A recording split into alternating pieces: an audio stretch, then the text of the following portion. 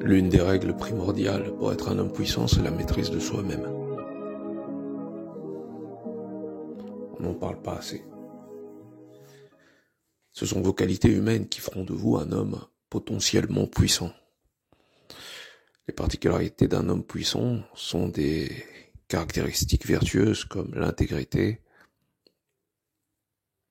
l'honneur, la loyauté, etc. Et si vous avez ces particularités, vous êtes rare. Étant donné que vous êtes rare, les gens le voient et le savent. Comme ils savent que vous êtes rare, ils vous ont déjà repéré, donc ça ne sert à rien de leur montrer qui vous êtes.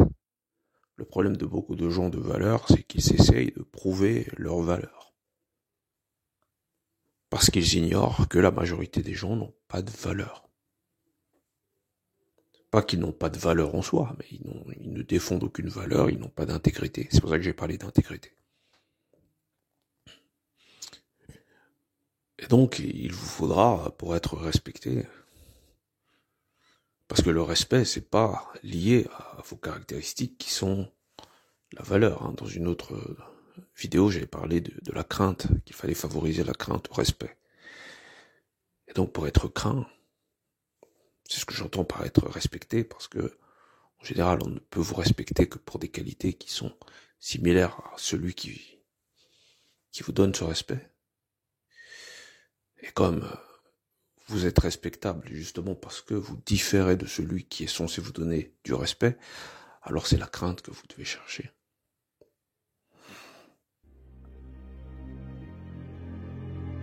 Ne faites valoir votre esprit, ou plutôt votre force, qu'une seule fois. Une fois qu'on connaît votre force, votre capacité de riposte, votre courage, parce que pour avoir du courage, il faut d'abord avoir de l'intégrité, de l'honneur, de la loyauté, c'est l'amour. Ce sont ces notions-là qui peuvent entraîner l'amour. Une fois que vous avez cet amour qui va susciter de l'amour propre, vous devenez courageux. On ne choisit pas d'être courageux. Ce sont les valeurs intrinsèques qui vont faire de nous une personne courageuse. C'est la défense de valeurs humaines qui font qu'on a du courage ou pas. Lorsque vous voyez quelqu'un ne jamais faire preuve de courage, c'est qu'il ignore ce qu'est la loyauté, l'intégrité, etc. Et donc ne faites mention de votre force qu'une seule fois. 2 fois c'est trop. 2 fois c'est trop tard. Ne montrez votre esprit redoutable qu'une seule fois. Pourquoi ? Parce que ça suffit. Déjà, dans un premier temps, ça suffit. Ils savent. Ils connaissent vos forces, ils le savent. Une fois qu'ils les ont perçues, ils changeront. Normalement, ils comprennent.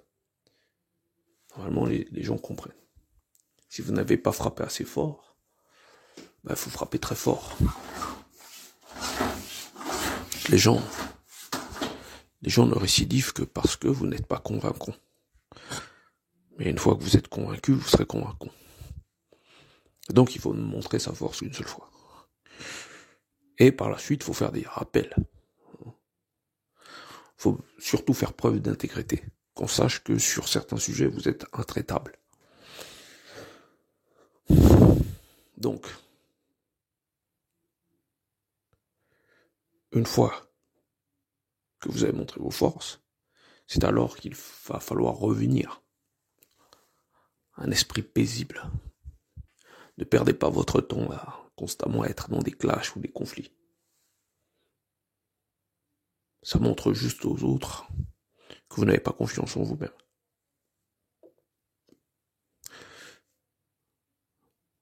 Ne rentrez pas dans des conflits avec n'importe qui. Un conflit, c'est une fois, pas 2. Apprenez à vous faire confiance et à comprendre, ou plutôt à tirer des leçons des conflits.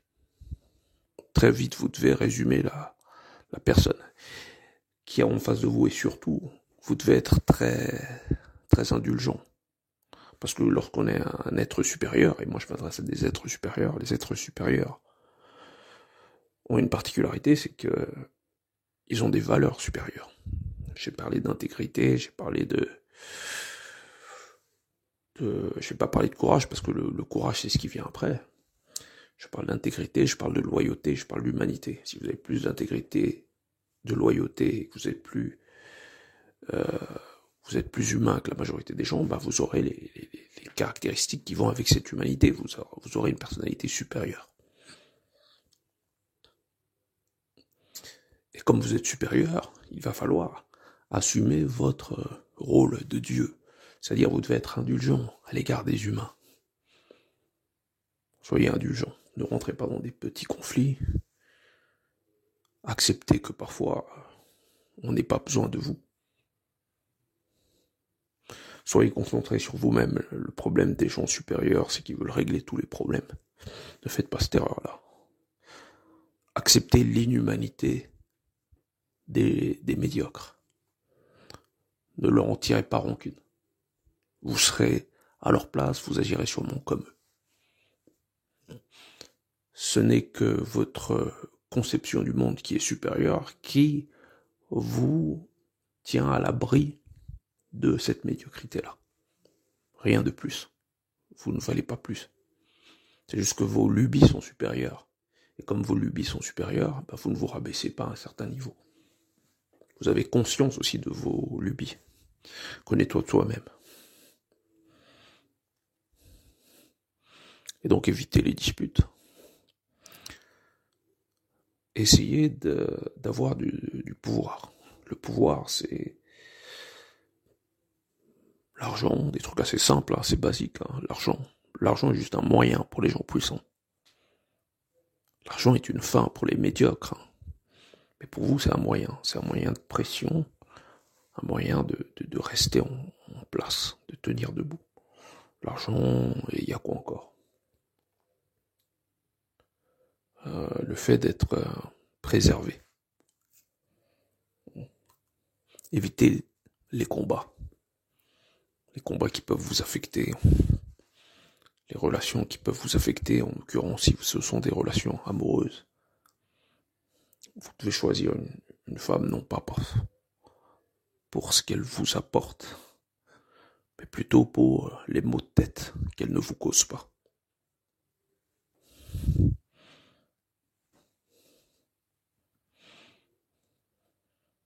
Et donc soyez indulgents. Acceptez que les gens ne soient pas d'accord, et surtout le médiocre, il ne sera jamais d'accord avec vous. Acceptez ça. Mais vous devez tenir sur vos pieds, vous devez être stable dans vos croyances, dans votre connaissance de vous-même. C'est ça le plus difficile.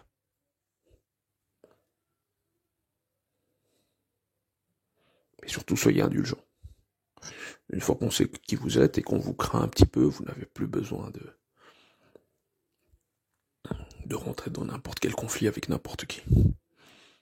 Vous devez d'abord avoir vos règles. Ça je fais pas. Et croyez-moi, une fois que vous tenez ferme sur vos principes, les gens vont s'habituer à vous. Certains ne vous aimeront pas. Il ne faut pas y prêter attention. Certains vous craindront, il ne faut pas y prêter attention. Il faut accepter que vous allez mourir. Accepter qu'on va mourir, c'est vivre dignement. Aimer la vie, c'est vivre comme une nana. Donc nous n'avons pas les mêmes préceptes, nous n'avons pas les mêmes finalités. Un homme se sacrifie, la finalité de l'homme c'est la mort, la finalité de la femme c'est de s'agripper à la vie. C'est comme ça. L'un doit vivre, l'autre doit mourir. Il faut accepter son sort. L'homme vagin veut des trucs de nana, si vous avez remarqué. Il veut être heureux, il veut le bonheur, il veut passer des bons moments en famille, avec ses amis, avec sa copine, etc. C'est un truc d'homme vagin, ça c'est pas pour nous les gars. Accepter votre destin et être un homme fort, c'est ça. C'est avoir conscience déjà d'être un homme fort. Et vous pouvez pas vivre comme le commun. Donc, bien entendu, pour certains, vous êtes des prétentieux, d'ailleurs. Certains écouteront cet audio, ils diront, mais pour qui il se prend? Ils veulent des preuves, ils veulent qu'on lui dise, ouais, mais voilà, street crédibilité, ou je sais pas quoi. C'est le médiocre, il a toujours besoin, lorsqu'il voit quelque chose de supérieur à toutes ces notions, eh ben, il veut toujours essayer de salir. Bon, on s'en fout un petit peu. C'est juste, cette chaîne est juste dialectique, hein. On parle de choses nuancées, subtiles, il n'y a pas de Superman, mais ces choses seront comprises par certains, et surtout pas par les médiocres. Parce que le médiocre aime sa médiocrité, il aime être un homme vagin. Merci.